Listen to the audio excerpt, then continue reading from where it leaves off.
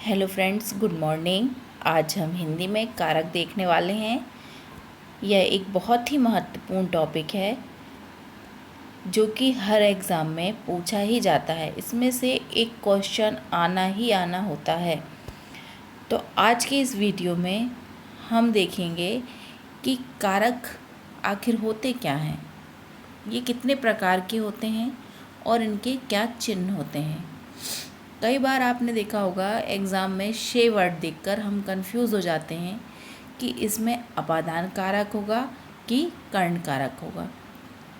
तो आज हम इस कन्फ्यूज़न को दूर करते हैं।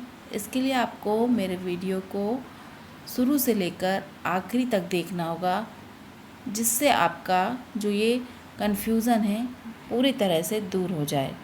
तो आइए हम आगे बढ़ते हैं। आगे बढ़ने से पहले प्लीज़ मेरे चैनल को सब्सक्राइब करना ना भूलें। तो हम देखते हैं कारक की परिभाषा। कारक क्या कहलाते? कारक जब किसी वाक्य में, आप किसी वाक्य की बात करेंगे तो जब किसी वाक्य में हम संज्ञा का संबंध बताएंगे, किससे? क्रिया के साथ। जब संज्ञा का संबंध बताएंगे आप क्रिया के साथ, तो दोनों के संबंध के फलस्वरूप जो प्राप्त होगा वो आपका कहलाएगा कारक। इसमें आप संज्ञा की जगह सर्वनाम भी हो सकता है। संज्ञा में क्या होगा? संज्ञा में होगा किसी व्यक्ति का नाम हो सकता है, स्थान का नाम हो सकता है, वस्तु हो सकती है। स्थान में आप कहीं कभी जगह हो सकती है, नाम राम, श्याम, सीता, गीता। सर्वनाम में देखेंगे, सर्वनाम में मैं, तुम, यह, वह, इस सब जब वाक्य में इस टाइप के शब्द आएँ और उनका संबंध हो क्रिया के साथ, किसके साथ? क्रिया के साथ संबंध हो, तो वो कहलाते हैं कारक। तो कंफ्यूज नहीं होना है। मैं एक बार ये फिर से परिभाषा आपको बता दे रही हूँ। जब संज्ञा का संबंध, किसका संबंध? संज्ञा का संबंध क्रिया के साथ हो। अब संज्ञा की जगह क्या हो सकता है? आपका सर्वनाम भी हो सकता है। क्रिया के साथ हो तो वो क्या बन जाएगा? कारक। तो जैसे आप संज्ञा, सर्वनाम, एक उदाहरण देखते हैं। जैसे राम ने रावण को बाण से मारा, तो यहाँ पे हम देखेंगे कि जो राम है, किसने मारा? राम ने मारा। किसको मारा? रावण को, है ना। राम ने रावण को बाण से मारा। तो आप इसमें देखेंगे कि जो राम है वो हमारा क्या हो जाएगा? कर्ता हो जाएगा।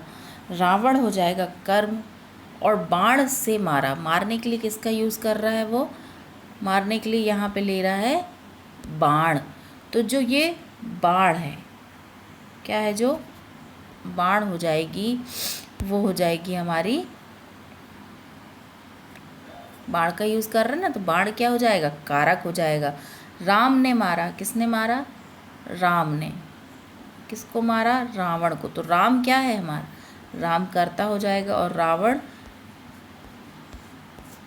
कर्म हो जाएगा। जबकि ये जो बाण का उपयोग कर रहा है मारने के लिए, दोनों के बीच में क्या बता रहा है? संबंध बता रहा है कि राम ने किसको मारा? रावण को मारा। किससे मारा? बाण से मारा। तो ये जो संबंध बता रहा है ये क्या हो जाएगा? कारक। बाण से, आप यहाँ से लिख लें तो कंफ्यूज नहीं होंगे। किससे मारा? बाण से मारा, ये हमारा कारक हो जाएगा। तो इसके अलावा और बहुत सारे एग्जाम्पल हैं। जैसे हो गया सीता फल खाती है।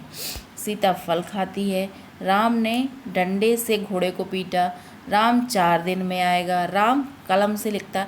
आप सब में देखेंगे राम ने डंडे से घोड़े को पीटा। किससे पीटा? डंडे से पीटा। राम 4 दिन में आएगा। 4 दिन में आएगा।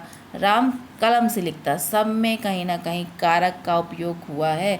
बिना कारक चिन्ह के हमारा वाक्य अधूरा है। तो हम नेक्स्ट आगे देखते हैं कारक के भेद। कारक के, हिंदी में कारक के भेदों की संख्या कितनी होती है? 8 होती है। अक्सर एग्ज़ाम में ऑब्जेक्टिव में पूछ लिया जाता है कि हिंदी में कारकों की संख्या कितनी होती है। तो आपको याद रखना है हिंदी में कारक कितने होते हैं? 8 होते हैं। कितने होते हैं? 8 होते हैं। वो कौन कौन से कारक हैं यहाँ देखते हैं हम। कारकों की संख्या 8 होती है, जो हैं कर्ता कारक, कर्म कारक, कर्ण कारक, संप्रदान कारक, अपादान कारक, संबंध कारक, अधिकरण कारक। एक बार फिर से देख लेते हैं हिंदी में कारकों की संख्या कितनी है, 8 है। इसको याद करने के लिए एक बहुत ही अच्छा छोटा सा तरीका है, जिसको एक बार आप याद कर लेंगे तो जीवन भर याद रहेगा। कर्ता ने अरु कर्म को कर्ण चिन्ह से जान, संप्रदान को के लिए अपादान से मान, काके की संबंध है मैं पे पर अधिजान, अधिजान या अधिकरण, मैं पे पर अधिजान, संबोधन हे हो अरे, संबोधन हे हो अरे, कारक की पहचान। आप इस तरह से याद करेंगे तो आपको कभी भी कारक दोबारा भूलेगा नहीं। तो ये हो गया कारक के भेद। अगर एग्ज़ाम में आया कारक के कितने भेद होते हैं तो आप तुरंत वहाँ पे मार के आएंगे कि कारक के 8 भेद होते हैं। अब हम आगे देखते हैं कारक के विभक्ति चिन्ह। ये भी बहुत इम्पॉर्टेंट है। जब आपको मालूम ही नहीं होगा कि किस में कौन सा चिन्ह है और आप उसको कैसे पहचानेंगे, तब तक आप कारक को नहीं समझ पाएंगे।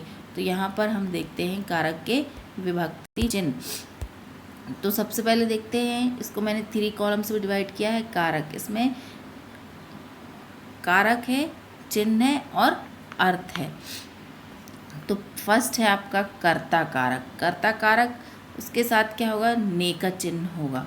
ये हमें हमेशा बताएगा काम करने वाला, मतलब वाक्य में जो काम कर रहा है कर्ता हमारा है ना। इसकी पहचान क्या है, जब ने चिन्ह आएगा। जैसे राम ने रावण को बाण से मारा, यहाँ क्या है, ने चिन्ह आया ना। तो यहाँ पे क्या हो गया, काम करने वाला कर्ता। दूसरा कर्म कारक, वो क्या हो जाएगा आपका, कर्ता कारक हो जाएगा। दूसरा क्या है हमारा, कर्म कारक, जहाँ पर को आ जाए, जिस वाक्य में को देखने को मिले वहाँ पर होगा कर्म कारक। जिस पर क्या हो, काम का प्रभाव पड़े, कर्म कारक। तीसरा हो जाएगा हमारा कर्ण कारक। क्या है, थर्ड है कर्ण कारक। कर्ण कारक से, कर्ण कारक में क्या होगा, से, जिसके द्वारा कर्ता काम करे।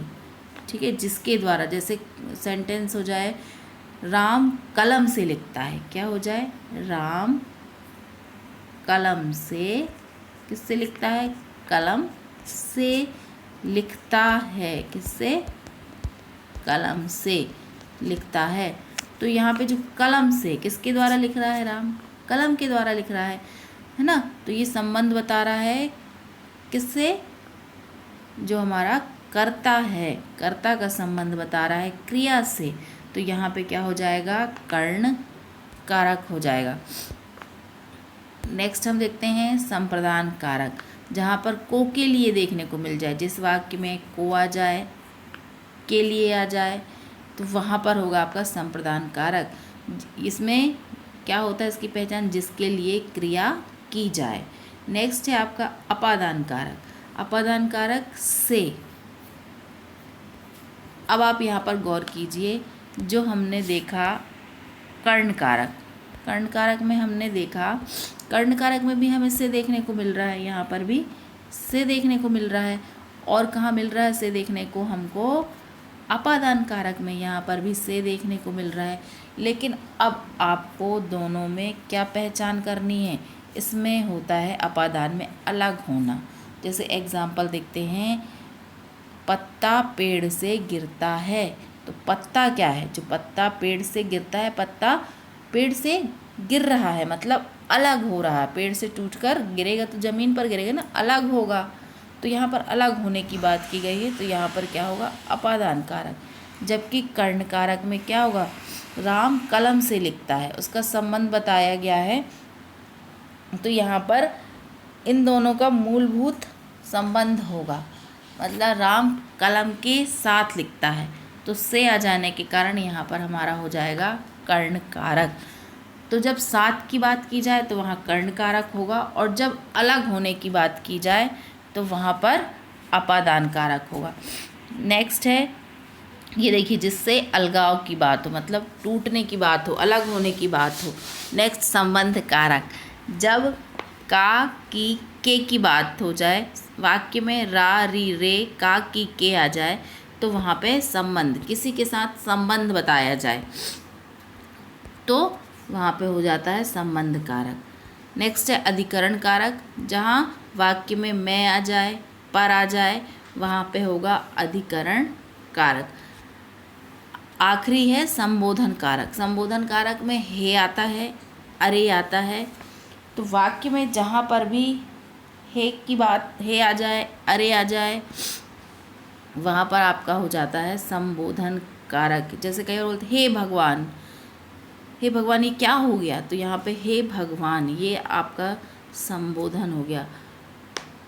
अरे देखो वो आ गया, अरे देखो वह आ गया, तो यहाँ पे भी क्या हो गया, संबोधन कारक हो गया। तो इस प्रकार कारक के 8 भेद होते हैं। अब हम एक एक करके सबको डिस्कस करेंगे। सबसे पहले है कर्ता कारक।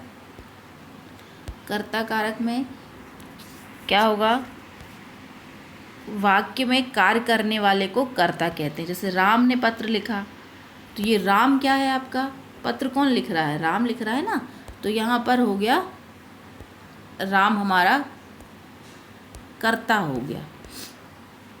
राम ने पत्र लिखा। बहन ने खाना बनाया, बहन ने, किसने खाना बनाया, बहन ने, तो बहन काम कर रही है, यहाँ पे जो काम करने वाला है उसको कर्ता कहते हैं, तो कर्ता हो गया। अब हमने क्या पढ़ा था कि संज्ञा भी हो सकती है, सर्वनाम भी हो सकते हैं। हम कहाँ जा रहे हैं, वाक्य में हम की भी बात हो तो ये भी कर्ता है, ठीक है। इन वाक्यों में राम, बहन, हम काम करने वाले हैं, ये तीनों क्या है, काम करने वाले हैं, तो ये तीनों क्या हो जाएंगे, कर्ता हो जाएंगे। अगला वाक्य है कर्म कारक। अगला कारक है कर्म कारक, जहाँ संज्ञा या सर्वनाम अथवा जिस वस्तु या व्यक्ति पर क्रिया का प्रभाव पड़े उसे क्या कहते हैं, उसे कर्म कारक कहते हैं। जैसे अध्यापक छात्र को पीटता है, सीता फल खाती है। अध्यापक किसको पीट रहा है, छात्र को, तो पीटने का प्रभाव किस पर पड़ रहा है, छात्र पर पड़ रहा है ना, तो यहाँ पर ये छात्र क्या हो जाएगा, कर्म हो जाएगा। सीता फल को खाती है, किसको खाती है, फल को, किस पर प्रभाव पड़ रहा है, फल पर पड़ रहा है, फल को खाया जा रहा है, तो ये हो जाएगा हमारा कर्म कारक। अब हम अगला देखते हैं कर्ण कारक। जिस साधन से क्रिया होता है उसे कर्ण कहते हैं। बच्चा बोतल से दूध पीता है, किससे पीता है, बोतल से दूध पी रहा है ना, बालक बोतल से दूध पीता है। बच्चे गेंद से खेलते हैं, तो यहाँ पर गेंद बोतल की सहायता से काम हो रहा है। बिना गेंद के तो बच्चा खेल नहीं सकता, बिना बोतल के यहाँ पे बच्चा दूध नहीं पी पाएगा, तो ये दोनों क्या हैं, सहायता का काम कर रहे हैं, तो यहाँ पे कर्ण कारक हो जाएगा। नेक्स्ट है संप्रदान कारक। जिसके लिए कर्ता कुछ कार्य करे उसे संप्रदान कारक कहते हैं। जैसे गरीबों को खाना दो, किसको खाना दो, गरीबों को। मेरे लिए दूध लेकर आओ, तो यहाँ पर आपका हो जाएगा संप्रदान कारक। यहाँ पे बात हो रही है गरीबों को खाना दो, किसके लिए, मेरे लिए दूध लेकर आओ, तो यहाँ पर गरीब हो गया, मेरे लिए, है ना, तो यहाँ पे क्या हो जाएगा, संप्रदान कारक हो जाएगा। नेक्स्ट है अपादान कारक। अपादान कारक हो जाएगा संज्ञा या सर्वनाम के जिस रूप से किसी वस्तु के अलग होने की बात की जाए। हमने पहले ही डिस्कस कर लिया था कि जब क्या बात हो रही हो, अलग होने की बात हो रही हो, वहाँ पर होगा आपका अपादान कारक। पेड़ से आम गिरा, पेड़ से टूटकर आम गिरा, मतलब पेड़ से आम का क्या बताया गया, यहाँ पर अलग होना बताया गया है। हाथ से छड़ी गिर गई, नेक्स्ट क्या है, हाथ से छड़ी गिर गई, मतलब हाथ में हमने छड़ी पकड़ी थी, टूटकर गिर गई। तो इन वाक्यों में आम और छड़ी से अलग होने का ज्ञान हो रहा है, ये दोनों क्या हो रहे हैं, अलग हो रहे हैं, तो यहाँ पर आपके अपादान कारक की बात की जा रही है। अगला है संबंध कारक। जब संज्ञा या सर्वनाम के जिस रूप से एक वस्तु का किसी दूसरी वस्तु के साथ क्या हो जाए, संबंध हो बताया जाए, तो वहाँ संबंध कारक है। जैसे कि सीतापुर मोहन का गांव है, यहाँ पे जो सीतापुर है एक गांव का नाम है, ये किसका है, मोहन का। मोहन कहाँ रहता है, सीतापुर में, दोनों का संबंध बताया जा रहा है ना कि सीतापुर मोहन का गांव है। सेना के जवान आ रहे हैं। कहाँ के जवान आ रहे हैं?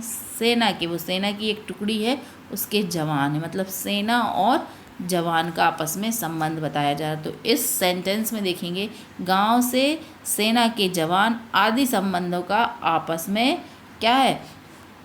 शब्दों का आपस में संबंध है। मोहन का गांव से और सेना का जवान से। तो यहाँ पे हो गया संबंध कारक। इस तरह आपको कारक की पहचान करनी है। नेक्स्ट है अधिकरण कारक। संज्ञा के जिस रूप से क्रिया के आधार का बोध हो। किसका बोध हो? आधार का। जैसे हरी घर में है। कहाँ है हरी? घर में है। पुस्तक मेज पर है। तो यहाँ पर किसकी बात हो रही है? अधिकरण क्या है? आधार की। हरी कहाँ है? घर में है। पुस्तक मेज पर है। पुस्तक मेज पर किसी आधार पर रखी हुई है ना, तो हरी घर में है, वो भी एक बेस कहलाया, आधार कहलाया। तो ये आपका क्या हो जाएगा? यहाँ पर अधिकरण कारक हो जाएगा। आखिरी है संबोधन कारक। संज्ञा या सर्वनाम के जिस रूप से संबोधन का बोध हो। किसका बोध हो? संबोधन का बोध हो। ऐसा लगे कि कोई हमें संबोधित कर रहा है, बुलाने या पुकारने का बोध हो, वहाँ पे आपका संबोधन कारक होगा। जैसे हे ईश्वर, क्या हो गया? हे ईश्वर, हे भगवान रक्षा करो, है ना। कई बार हम बहुत दुख में होते तो बोलते हैं ना, हे भगवान कहाँ हो आप, मेरी पुकार क्यों नहीं सुनते, है ना। हे भगवान रक्षा करो। अरे बच्चों शोर मत करो, टीचर बोलती ना कई बार, अरे बच्चों शोर मत करो। तो यहाँ पे क्या हो गया? संबोधन कर रही हैं वो। तो यहाँ पे आपका क्या हो गया? संबोधन कारक। यहाँ पे देखिए हे ईश्वर से पता चल रहा है हमको कि यहाँ पर संबोधन कारक है। तो इस प्रकार हमको 8 कारक देखने को मिलते हैं जो हमने यहाँ पर डिस्कस करे। और आपको सबसे इम्पोर्टेंट जो बताना था वो यही है कि हमको 2 कारक, जो कर्ण कारक है और अपादान कारक है, ये 2 कारक में बहुत ज़्यादा कंफ्यूज रहते हैं बच्चे, क्योंकि दोनों में क्या आता है? से आता है। जब किसी भी वाक्य में से आएगा तो देख के कंफ्यूज हो जाते हैं कि यहाँ पर कर्ण कारक होगा कि अपादान।